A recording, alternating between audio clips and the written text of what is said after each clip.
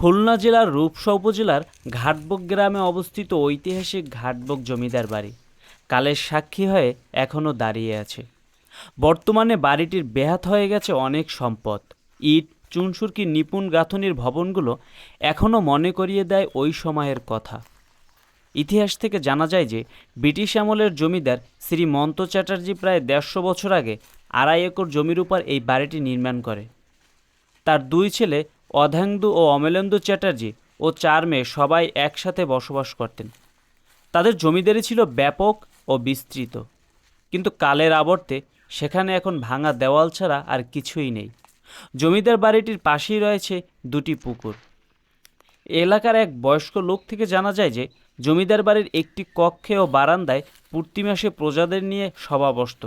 সেখানে নানা বিষয় নিয়ে প্রজারা তাদের কথা জমিদারদের সামনে তুলে ধরতেন। তাদের বাতাস করার জন্য ছিল বড় বড় পাখা, হরিণের মাথা, পূর্বপুরুষের ছবিসহ নানা ঐতিহ্যপূর্ণ জিনিসপত্র। আজ সব কিছুই ব্যাহত হয়ে গিয়েছে। ইতিহাস এবং কালের বিবর্তনে সব কিছু চূর্ণ বিচূর্ণ হয়ে গিয়েছে। দেশভাগের নির্মম এক সাক্ষী হয়ে এখনও দাঁড়িয়ে আছে এই ঘাটবুক জমিদার বাড়ি।